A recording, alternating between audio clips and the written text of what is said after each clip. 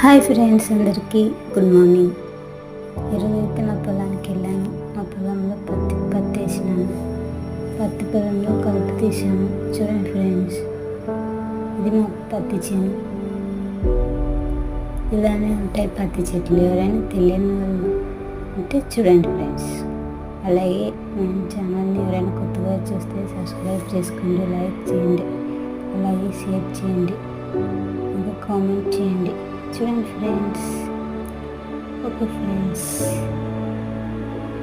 అందరికీ బాయ్.